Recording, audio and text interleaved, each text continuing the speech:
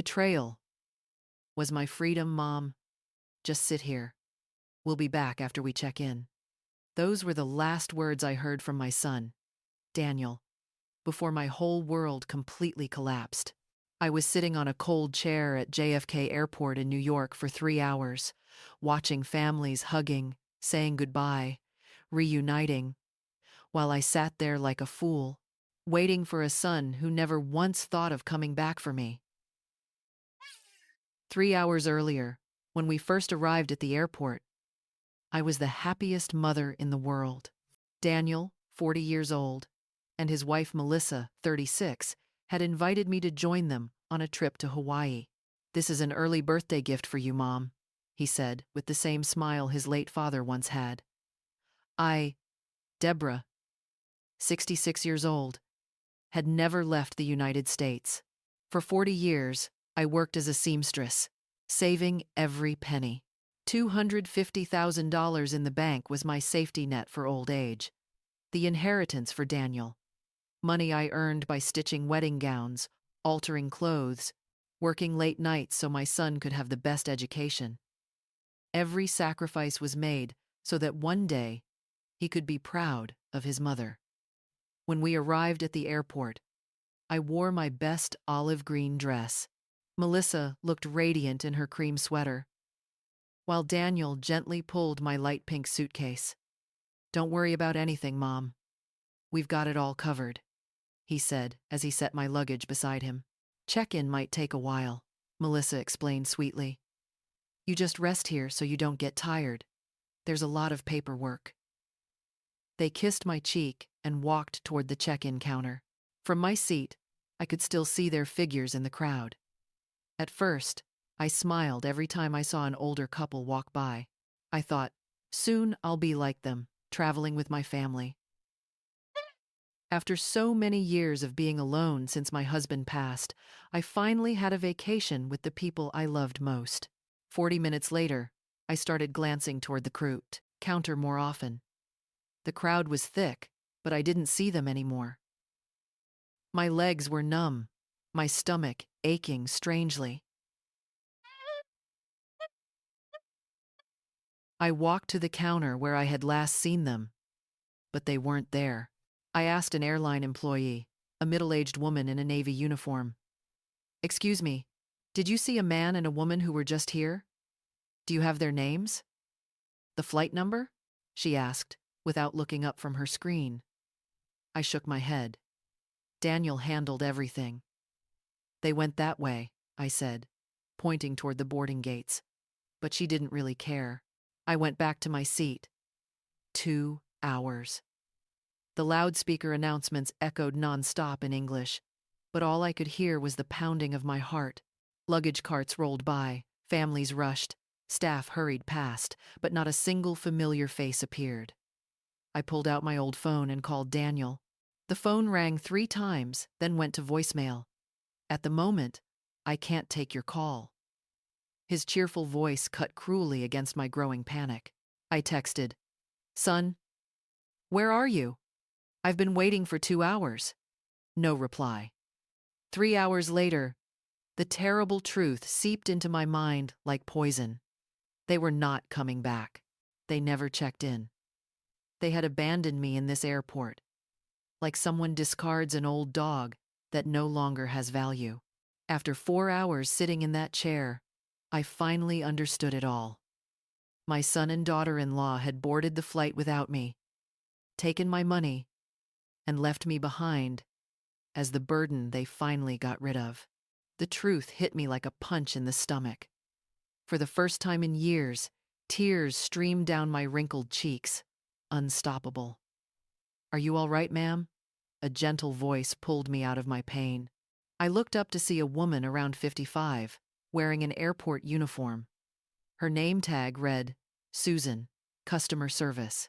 Her eyes carried the warmth of Kamzo, someone who had lived, suffered, and understood the pain of others without needing words. "I've seen you sitting here for hours. Do you need help?" For a moment, I thought of lying, saying everything was fine, that I was just waiting for someone. That had been my habit all my life, hiding pain, pretending everything was okay, smiling while dying inside. But something in Susan's gaze made me break, as if she could see straight into my battered soul. "My son," I choked out. "My son told me to wait here while he checked in. It's been 4 hours." The words poured out like water from a dam too long restrained. Susan sat down beside me without asking, like someone who truly understood human suffering. "What's your name?" Her soft voice reminded me of my late mother. "Deborah," I answered, wiping my tears with the back of my trembling hand. "Does your son have your number?" I showed her the unanswered texts, the calls that went straight to voicemail. Every desperate attempt vanished into thin air. Her expression hardened as she read, and I could see the change in her face. "They told me it was an early birthday present for me. We spent 3 weeks planning the trip. I bought new clothes, withdrew extra cash from the bank, told everyone I was going to travel for the first time in my life." Every word I spoke made the betrayal clearer, more painful. Susan took my hand in hers, her hand surprisingly warm despite the cold air conditioning. "When was the last time you actually saw the plane tickets with your own eyes, Deborah?" That question pierced me like a poisoned dagger, because the answer was obvious and humiliating. "Never." "Daniel always handled everything," I whispered.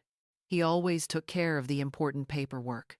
I felt my own naivete slap me in the face again and again.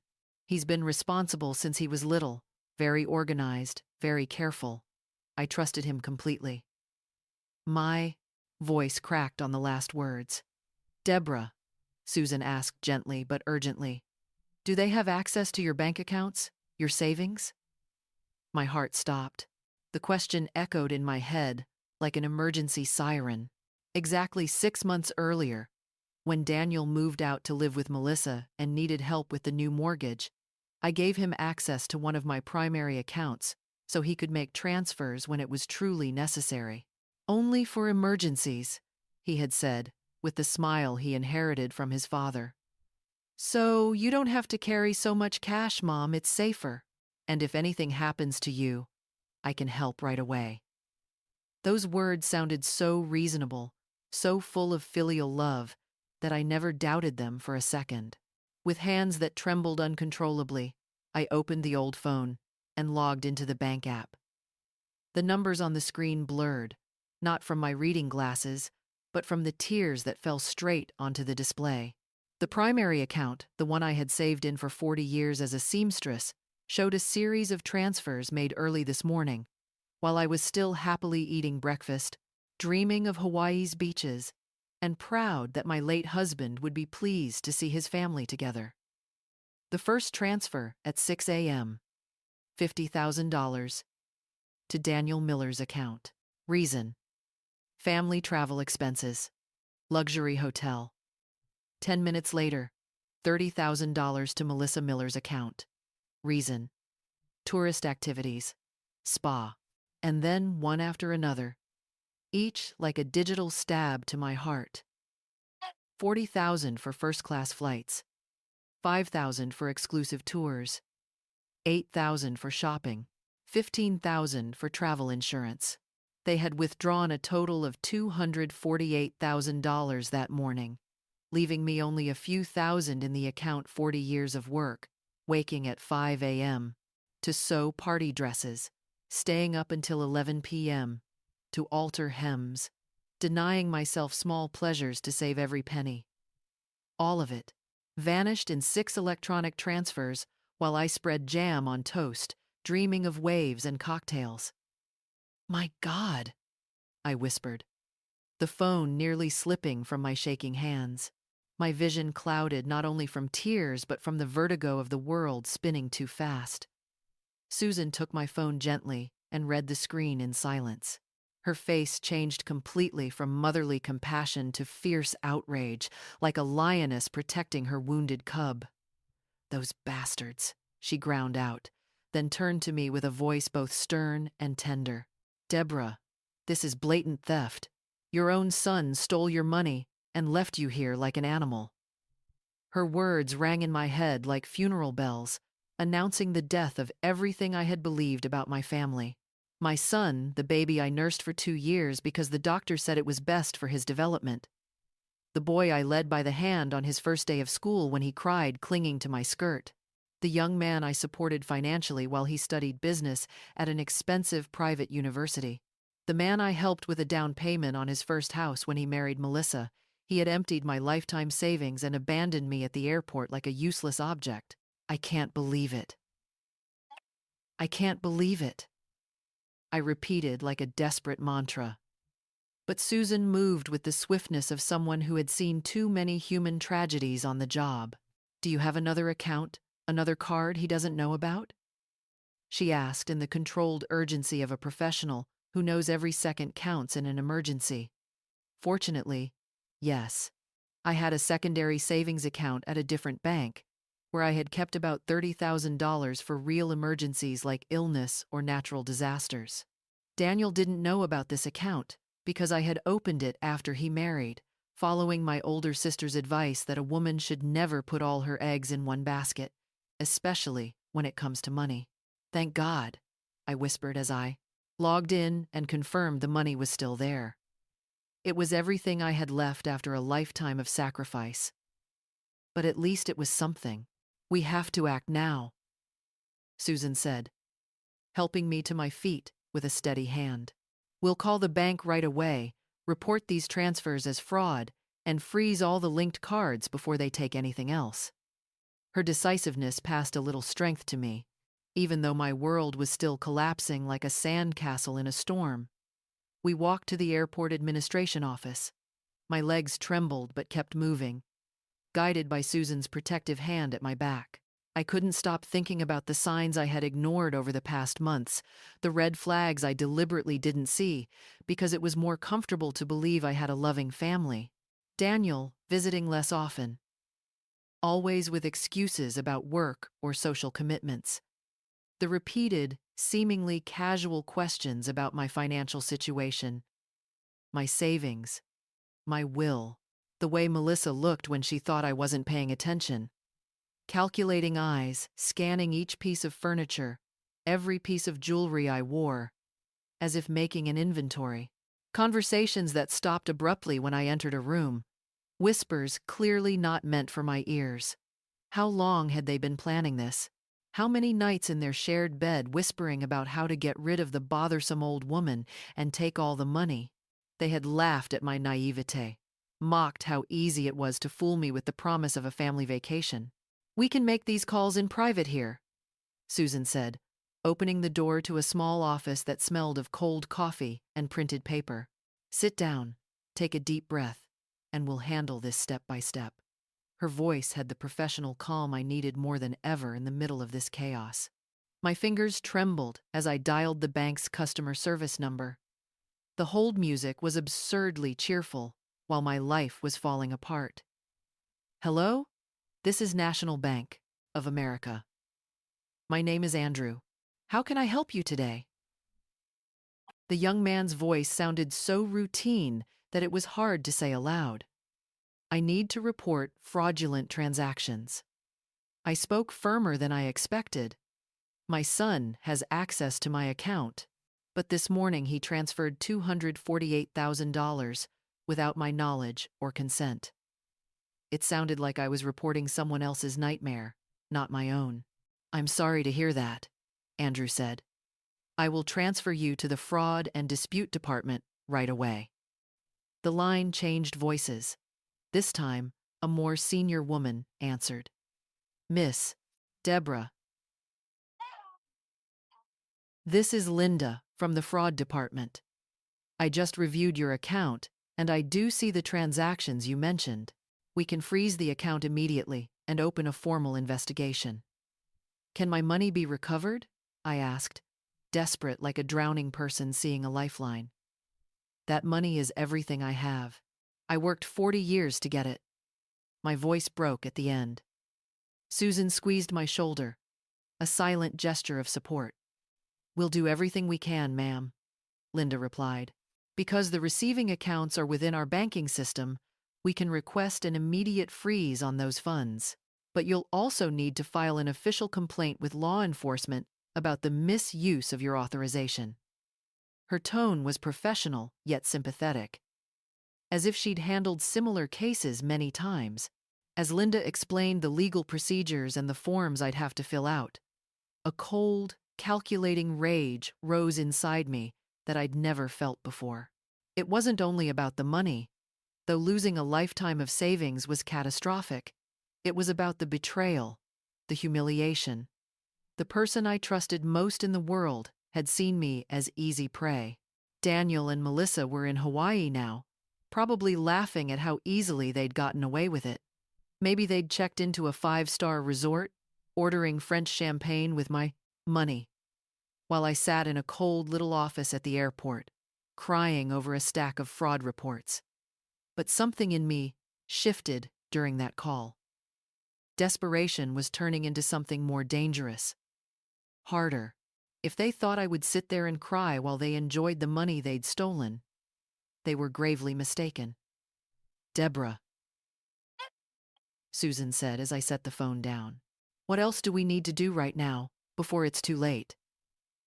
Her voice changed conspiratorial, as if we were planning something that had to remain completely confidential. "Do you have electronic access to that other account? The one they don't know about?" I nodded and reached for my phone. The savings account at First Midwest Bank, where $30,000 were earmarked for real emergencies, was intact but vulnerable. "If Daniel finds that account, he won't hesitate to drain it too," Susan said urgently. "We need to move that money now to a completely new account at a different bank, somewhere they would never find it." The idea was both brilliant and terrifying. For 67 years, I'd been the woman who followed the rules, trusted institutions, never did anything rebellious or calculating. But sitting in that cold room, heartbroken, I discovered a vein of vengeance I had never known. "How do we do it?" I asked. My voice sounded different, more decisive. Susan smiled for the first time since I'd met her. A fierce smile, as if she'd been waiting for me to show this new side of myself. "I know someone at Metropolitan Bank. She can open a new account right away without any red tape. My sister-in-law has worked there for 20 years. While Susan made the call, I thought about everything that had happened in just a few hours. This morning, I was a naive old woman, excited about my first trip outside the country. Now, I was a betrayed woman, learning how to protect myself against my own family. The transformation was so intense, it felt like I was living in someone else's body. "It's done," Susan announced after a few calls. "Angela, my sister-in-law, is waiting at the bank. We can leave the airport for an hour, move the money, then come back and continue the fraud report." She helped me stand up, and for the first time since the nightmare began, I felt I truly had an ally by my side. The taxi ride to the bank was silent. Looking out the window, I saw the streets of New York, where Daniel used to walk with me when he was little, when I was his hero, and he was my reason to live. When had that pure bond become so corrupted that it turned me from a mother into a victim? Angela was about 45, her hair perfectly styled, her professional smile softening into sincerity as Susan whispered the situation. "Mrs. Deborah, I'm very sorry about this. We see cases like this more often than we'd like: children exploiting the trust of their elderly parents. Is it really that common?" I asked, as she prepared the paperwork for the new account. "More than you'd imagine," Angela replied sadly, "especially with parents who've worked their entire lives and have substantial savings. Some children see the inheritance as already theirs and decide to take it early." Her words were both heartbreaking and oddly validating. I wasn't foolish or blind to have trusted my son. I was simply a mother who loved her child, like millions of other mothers. The transfer of $30,000 was completed in 20 minutes. I was now the owner of a secret account known only to Angela, Susan, and me. They handed me a new debit card and all the access codes. "Memorize these numbers and don't write them down anywhere," they warned. Angela advised, "If remembering was hard, turn them into a birth date of a fictional character or something similar. Back at the airport, Susan asked something I hadn't expected. How do you feel now, Deborah? Is it different? Her question made me pause. Yes, I did feel different. My heart still hurt. But something new was blooming in my chest, like waking up after a long, restless sleep.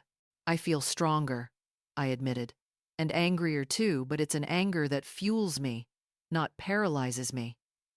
Susan nodded approvingly. That's good. When we returned, everything looked different through my new eyes. The airport was no longer the place where I had been abandoned, but the place where my transformation began, where I met someone who truly cared about me without wanting anything in return. Here's the exciting part, Susan said as we walked toward the administration office. We'll track exactly where they are and what they're doing with your money. Then make sure they know they've made a huge mistake. Her voice sent a thrill through me I'd never felt before. All my life, I had been the one to endure, to accept fate without resistance. But now, for the first time, I was going to take control. What do you plan to do? I asked, surprised by the eagerness in my own voice. Susan smiled, the smile I was beginning to recognize. The smile of someone who had helped many women stand up to those who hurt them. Good, she said as she picked up her phone. I have contacts at several hotels in Maui, Hawaii.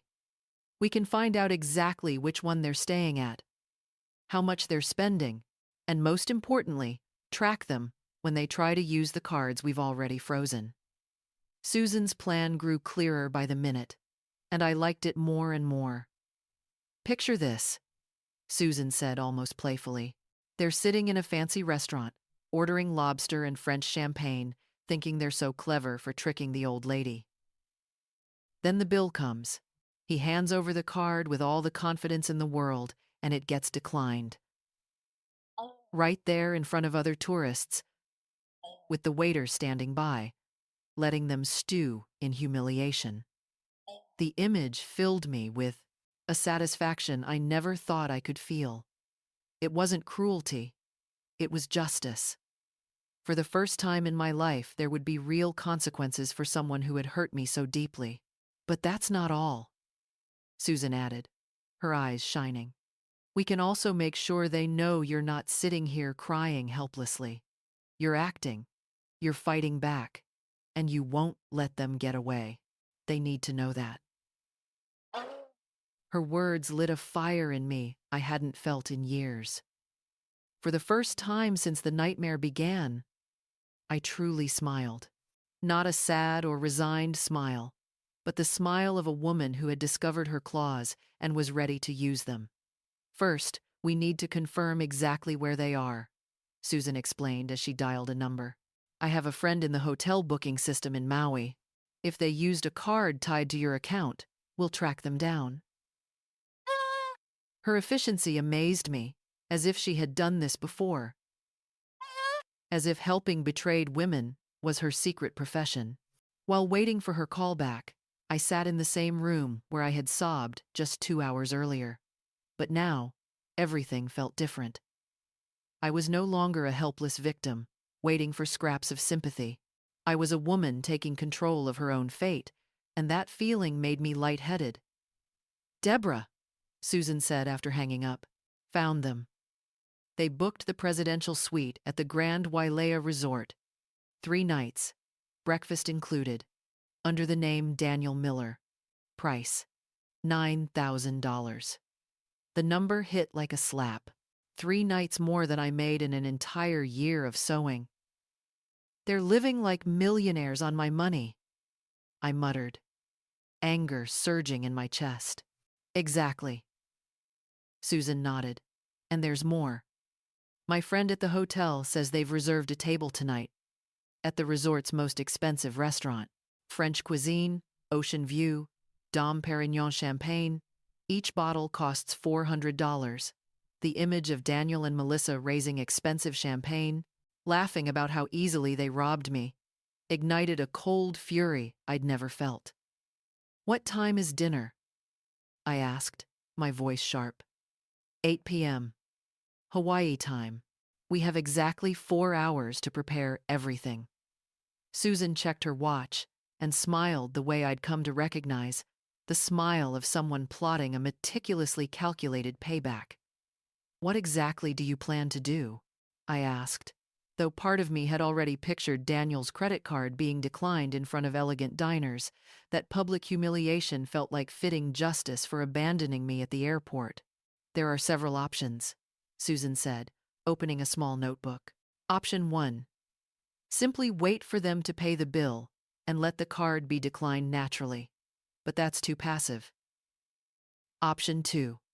Call the hotel directly, say we're worried family who've lost contact, and ask to be connected to their room. Imagine their faces when they hear your voice, after believing they ditched you for good. The idea both thrilled and chilled me. What would I say? How would they react? Knowing I wasn't helpless. But there's a third option, Susan continued, lowering her voice with certainty. And it's my favorite. We can let them know you're okay, and taking action in a way that makes them suffer slowly. How? I asked, curious about my new ally's plan. Susan smiled, truly mischievous. We'll send anonymous messages to their hotel room. Notes that let them know someone is watching. Someone knows exactly what they did, and that every action has a price. The proposal was brilliant. It wasn't just revenge. It was psychological justice. I wanted them to feel the anxiety, the insecurity, the fear, just as I had for hours at the airport. What kind of messages?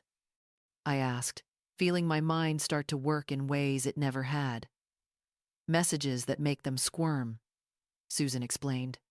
For instance, do they really think Deborah will sit and cry forever?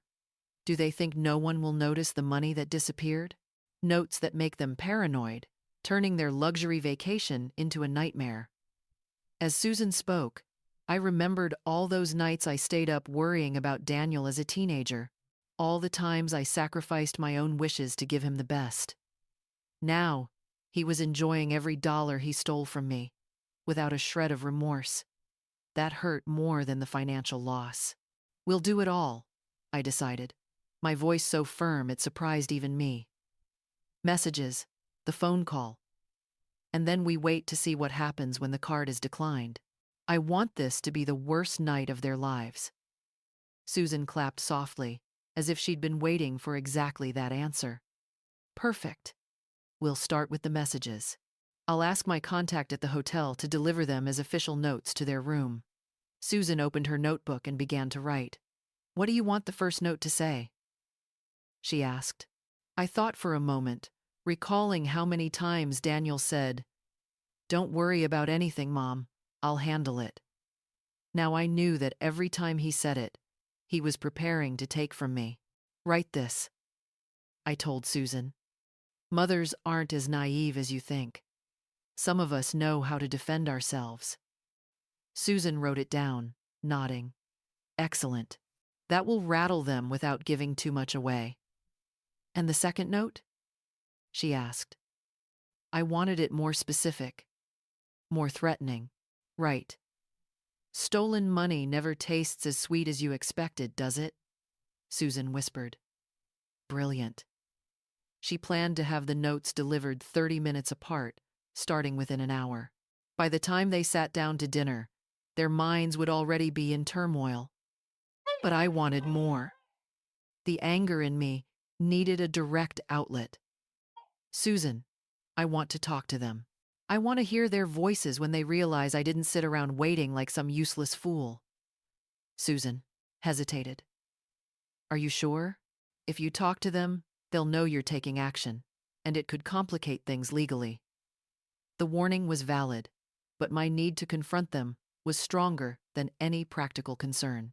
I'm sure, I said firmly. I want them to know their mother isn't the fool they imagined. I want them to understand they completely misjudged the woman who gave them life. My voice trembled, not from fear or sadness, but from anger, finally finding an exit. Susan nodded and dialed the hotel. Grand Wailea Resort. Hello. A woman's voice answered. Hello. This is Susan Miller from Los Angeles International Airport. We have a family emergency and need to reach a guest. Mr. Daniel Miller. Please hold. The line filled with cheerful tropical music that felt grotesque under the circumstances. Susan handed me the phone and whispered, Take a deep breath. You're in control now. When I heard Daniel's voice, a current shot through me. He sounded relaxed, happy, guiltless. He was enjoying a luxury vacation while I was living the worst hours of my life. Hello, son, I said, my voice strangely calm. The silence stretched so long I could hear the sound of the ocean on Maui. Then finally, his voice changed completely. Mom, how did you get this number? His voice trembled, almost afraid exactly the reaction I'd hoped for. You're asking how I got the number? I repeated, shockingly calm even to myself. The real question is, how were you able to take $248,000 from my account this morning? The silence that followed was so heavy I could hear his ragged breathing through the phone.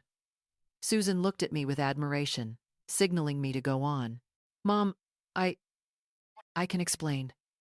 There was a problem with the ticket, so we had to leave early. No time to tell you.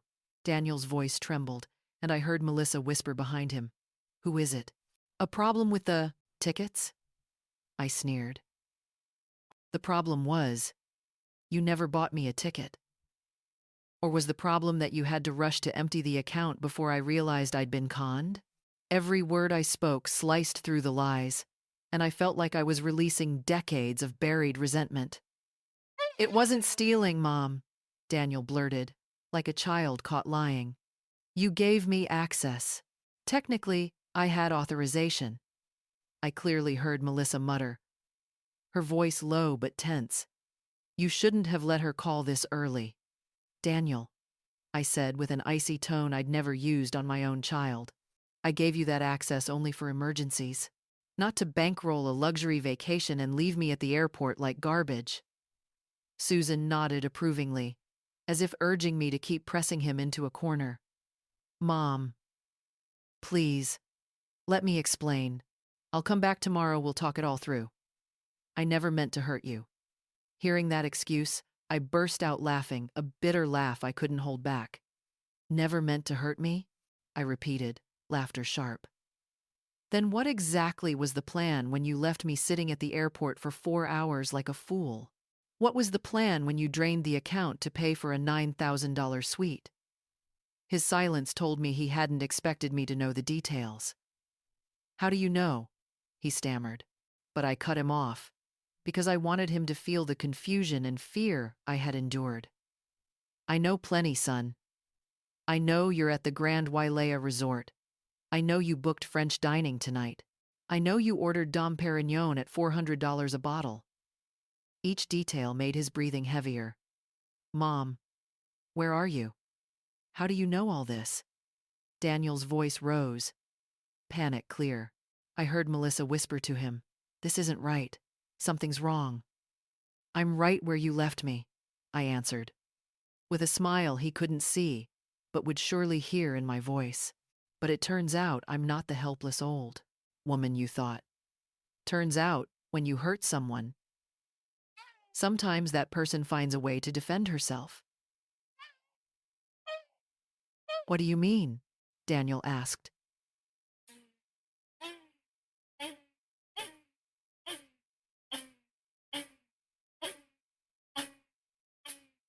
His voice now laced with fear, and the sound of it gave me a satisfaction I had never known. For the first time in my life, I held real power over the one who had hurt me, and the feeling was addictive.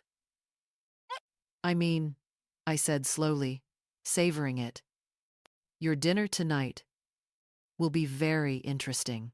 I hope you enjoyed the beach, because this will be the last peaceful day of your vacation. Susan motioned for me to end the call, and I agreed.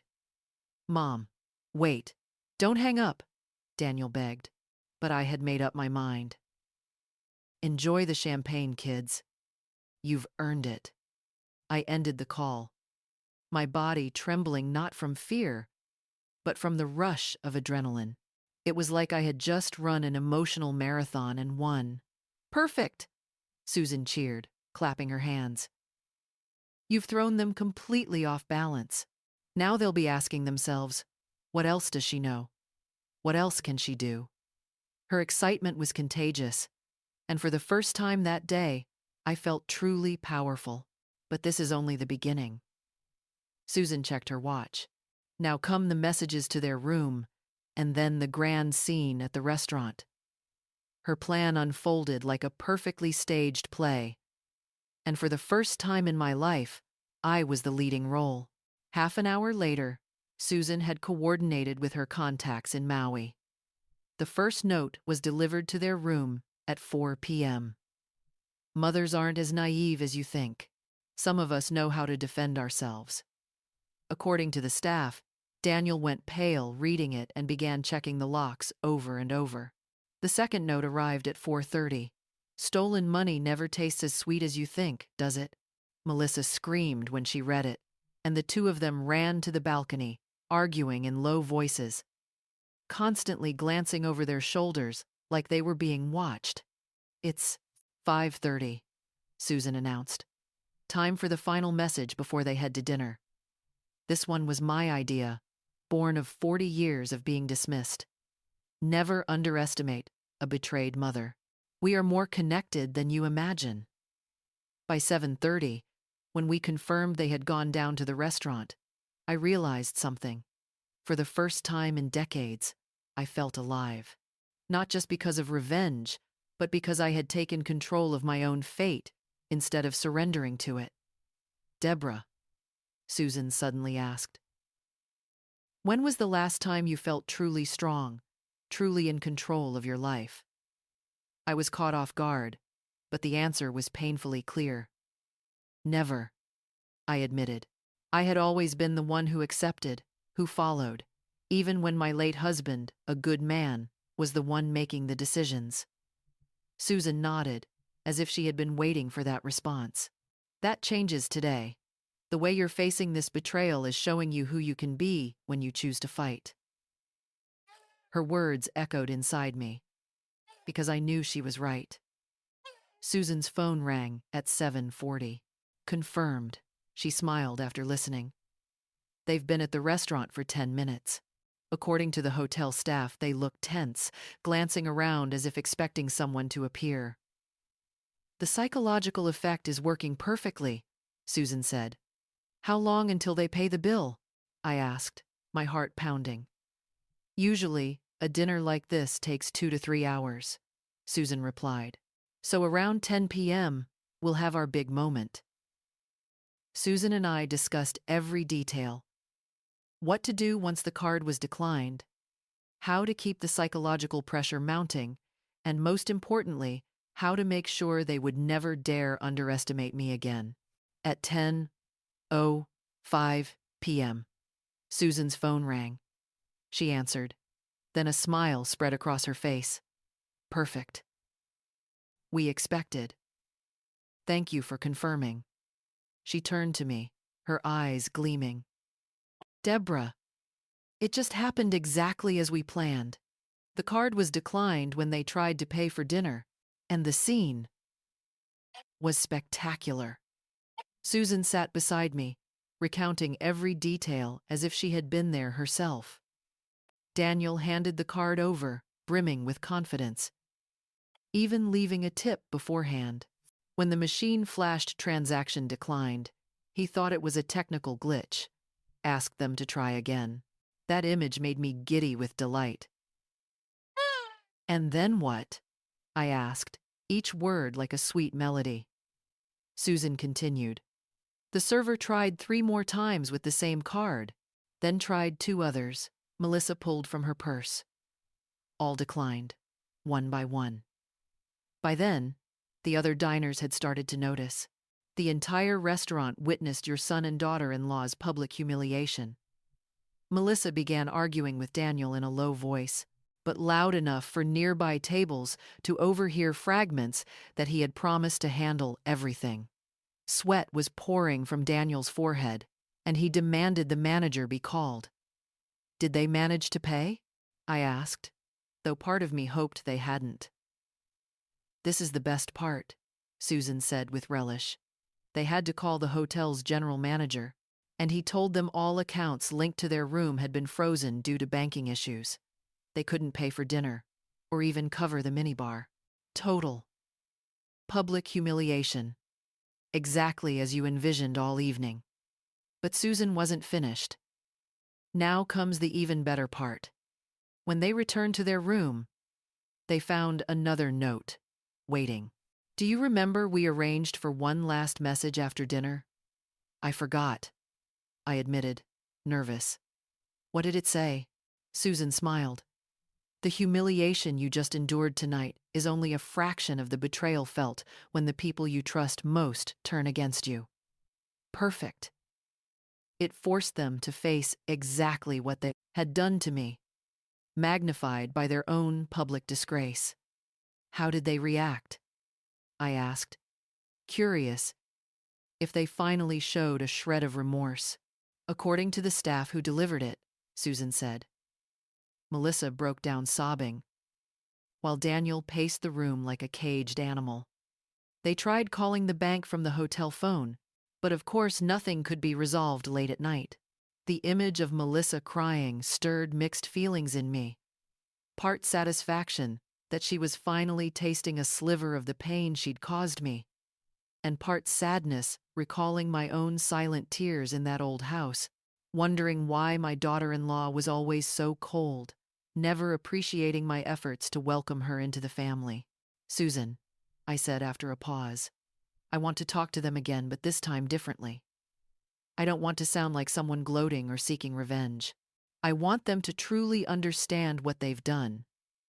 My new plan was more subtle than just shaming them.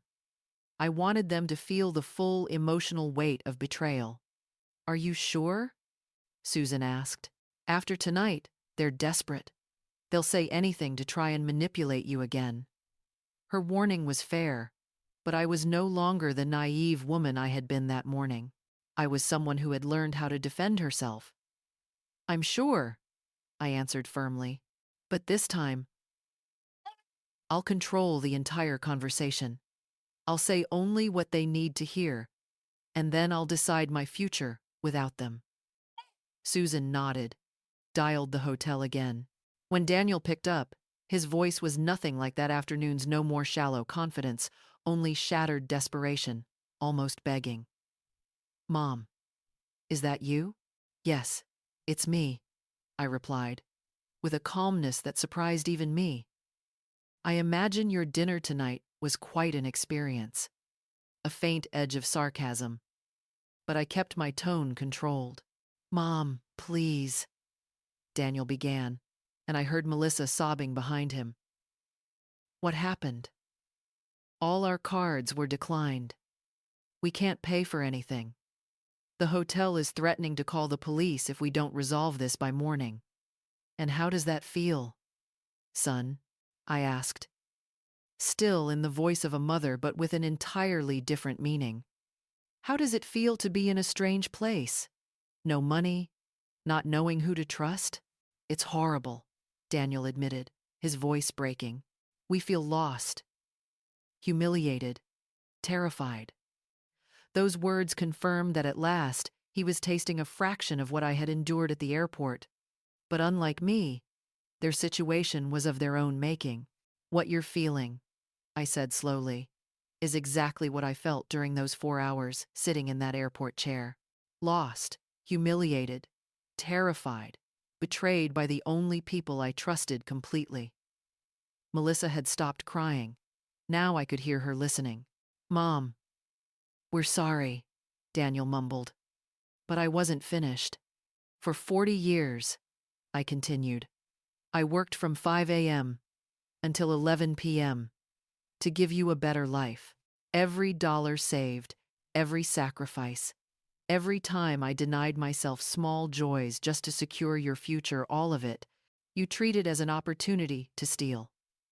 It wasn't stealing, Melissa whispered weakly in the background. But I cut her off immediately. Melissa, You were the one who convinced me this trip was a gift of love from the family. You helped me choose clothes to pack. You said you were excited to spend time with me, all the while knowing you would abandon me like a worthless old dog. The silence that followed was so heavy I could hear the hotel air conditioner humming. Finally, Melissa took the phone. Deborah, her voice trembled. You're right. What we did was terrible, unforgivable. But please, help us out of this mess. We're desperate. That plea filled me with a power I had never felt before. For the first time in this relationship, I had all the control. This time, they were the ones who needed me, not the other way around. Melissa, I said coldly, you made your choice this morning when you emptied my bank account and left me at the airport. Now I'll make mine. What do you mean? Daniel asked, panic in his voice. And I knew he was starting to realize this wouldn't end the way he hoped. I answered slowly. You're going to spend the rest of this vacation exactly the way I spent my entire day. No money, no support, relying on the kindness of strangers. You'll understand what it feels like to be abandoned, vulnerable, and powerless. My words came out even harsher than I had planned, but they were exactly what needed to be said. Mom, you can't do that, Daniel begged, with a desperation I'd never heard from him. We're still your family. We were wrong, but I'm still your son, and she's still your daughter-in-law. You can't just leave us here with nothing. That appeal to family in the morning, it might have softened me. But now, it sounded hollow. Nothing but manipulation. Family? I repeated, each syllable dripping with poison. Is that what we still are? Because this morning, when you planned to steal from me and abandon me, you didn't seem to think much about family then. Melissa grabbed the phone, sobbing. Deborah, please. This was all my idea. I pressured Daniel. I convinced him this was the only way to get money. He didn't want to hurt you, but I pushed him. Hearing her take all the blame, I knew at last they understood the gravity of what they had done. What money could you possibly need so badly that you would do this? I asked, though I already sensed the answer would bring me no comfort. We're drowning in debt, Melissa admitted through choking sobs. The mortgage is 3 months behind. We owe on more than 5 credit cards. The bank threatened foreclosure if we don't pay by the end of the month. That confession hit like a slap. Not because they were greedy without reason, but because they had lived beyond their means and decided my savings were their solution. And instead of honestly asking for help, they chose betrayal. You thought I'd never give you such a large amount, so you chose betrayal first, then planned to excuse it later as an emergency, I asked, my anger flaring again. We thought if we took it and then explained, you'd understand it was a family matter, Daniel said, his voice breaking as he grabbed the phone back. That twisted justification left me speechless for a moment. They would rather betray their own mother than sit down and speak honestly. Daniel, I said, my voice icy, your father would be ashamed of what you've become. Mentioning my late husband was like striking a raw nerve. Daniel burst into sobs, something he hadn't done since he was a little boy. Don't say that, Mom. Please don't, he begged. Dad always taught us family should help each other. Your father also taught that if you want something, you earn it honestly. He would never steal from his mother. He would come, tell me the truth, and we would figure it out together. I replied. Tears began to fall down my face, not from sorrow but from the righteous anger that had been building inside me for a lifetime. We can still make this right, Melissa interjected, her voice clinging to hope. We can go back to New York, sit down together, and fix this as a family. No, I answered, more firmly than ever. That chance was there this morning, before you betrayed me. Now everything has changed forever. Daniel asked, his voice like a frightened child. How can we earn your forgiveness? That question made me think carefully about what I truly wanted. First, I said, you will go through exactly what I went through today. Abandoned, vulnerable, penniless, forced to rely on the pity of strangers. That is your punishment. Second, when you return to New York, you will repay every dollar you stole with interest. I don't care how you do it. Sell the house, sell the car, borrow from someone. You will pay it back. Third and most important, from now on, you will never again have access to my accounts, my documents, or any financial decisions of mine.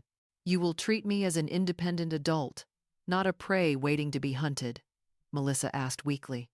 If we do all of that, can we ever be a family again? That question pierced my deepest wound.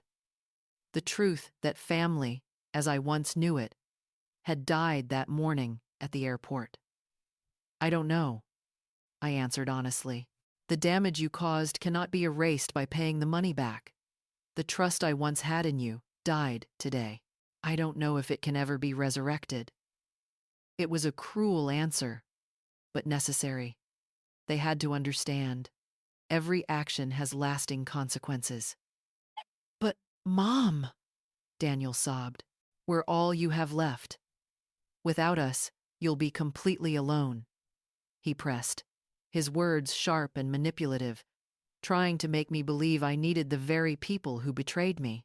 Daniel, I said, with a smile he couldn't see but surely heard in my voice.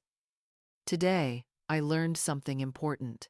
Living alone is far better than being surrounded by people who only see me as an easy victim.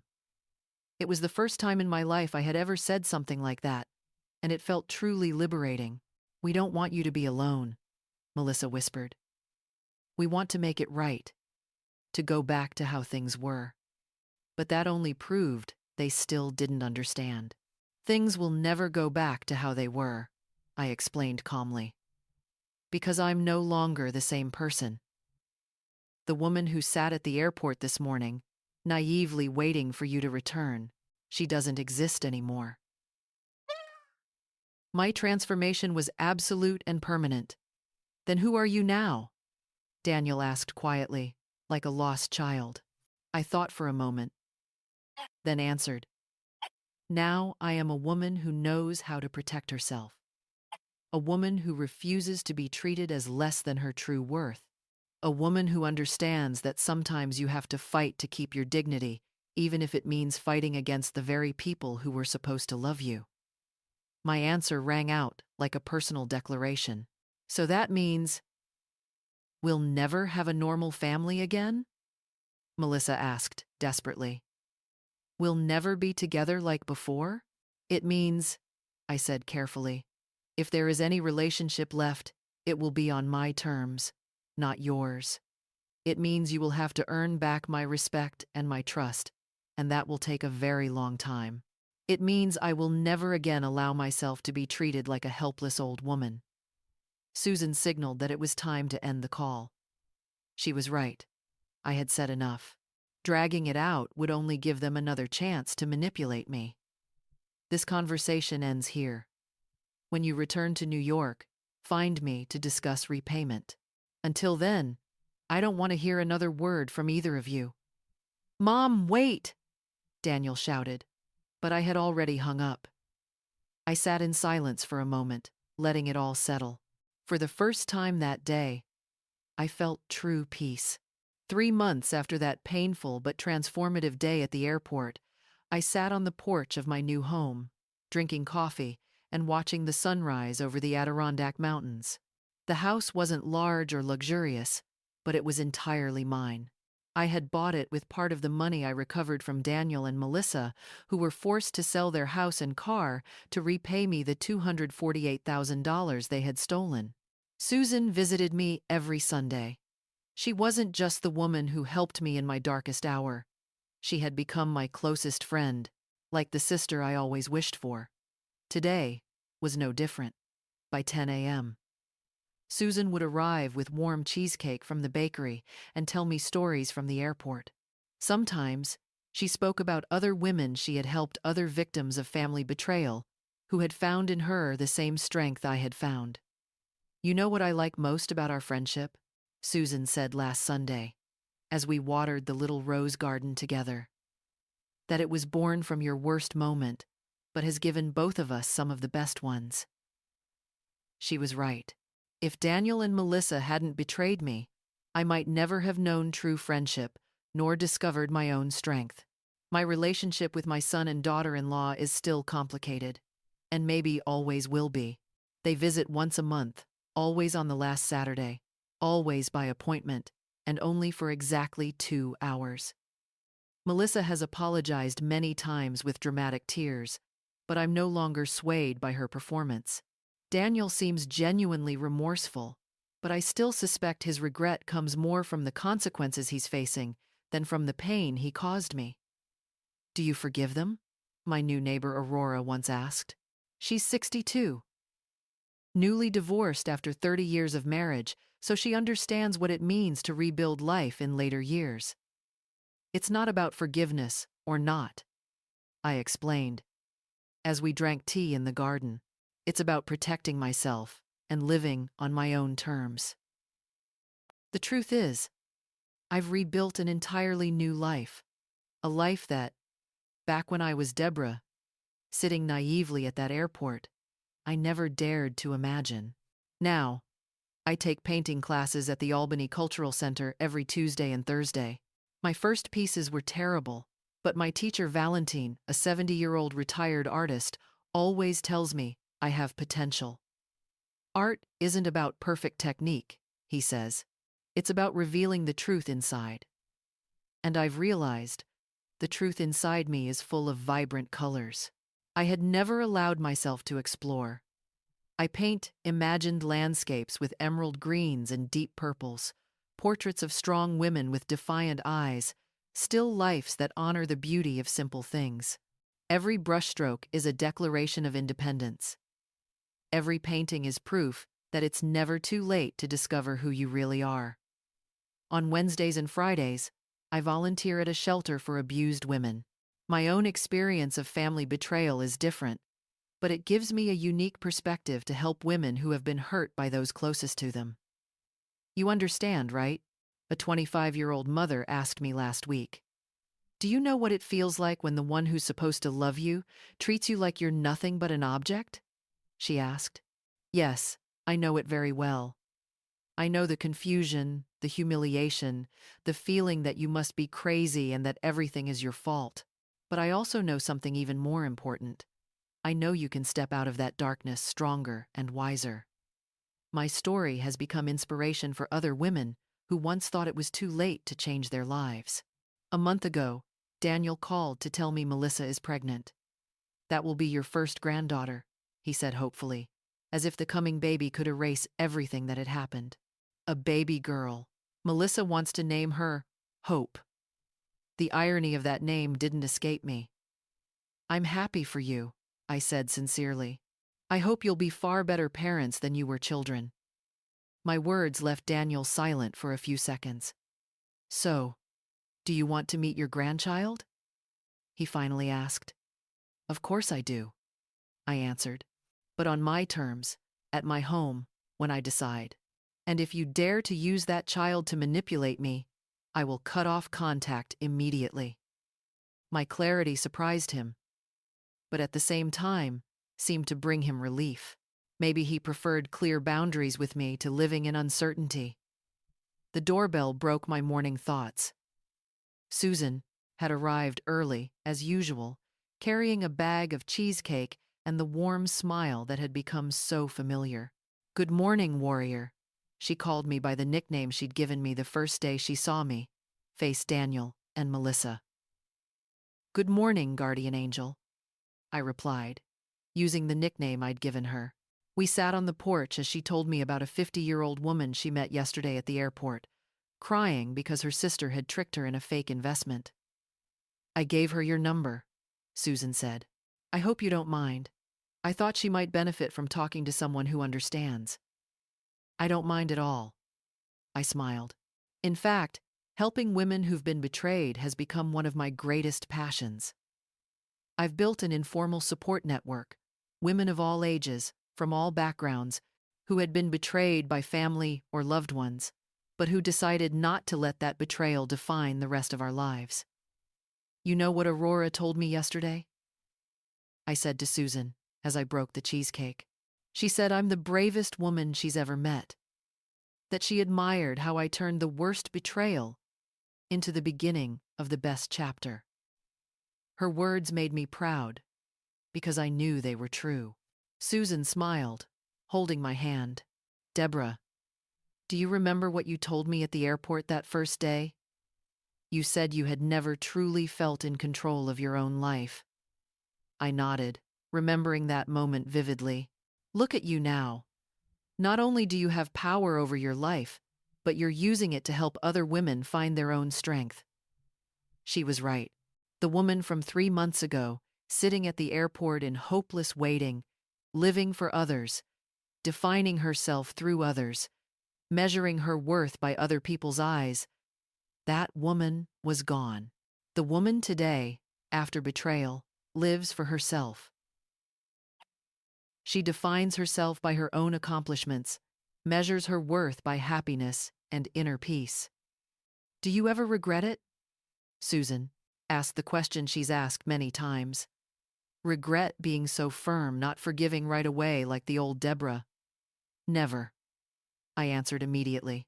The old Deborah would have forgiven, would have blindly trusted again, would have continued to let herself be treated like easy prey. My answer is always the same, because that belief is absolute.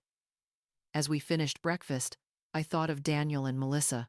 Now they live in a small, rented apartment, worrying about bills, getting used to a simpler life without the financial cushion they once thought they'd secure by taking from me.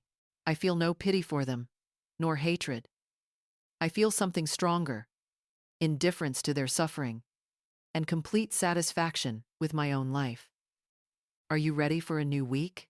Susan asked as she prepared to leave. Tomorrow you have your painting class. Tuesday you go to the shelter. Wednesday you have dance lessons. My schedule is now full of activities that bring me joy, with people I value, with projects that give my life purpose. More than ready, I smiled. I'm excited. And it's true. At 67, after 40 years of living for others, I am finally living for myself. The betrayal I once thought would destroy me turned out to be the key that freed me from the prison I had built for myself. Now, I am free. And that freedom tastes sweeter than any revenge. Perhaps the most painful thing is not losing money, but losing trust in the people you love most. But in that moment, Deborah found something even more valuable: her inner strength, her self-reliance, and the ability to set boundaries to protect her dignity. Family can be where we find love, but sometimes it's also where the deepest wounds are left. The important thing is to learn how to stand up, not let betrayal define you, and turn pain into the drive to live better. What about you? If you were in this situation, would you choose to forgive or walk away to protect yourself? Share your thoughts in the comments. Your story might give strength to someone who needs it. And don't forget to follow the channel to keep listening and reflecting on more stories where each experience isn't just a tragedy, but a lesson for all of us to grow.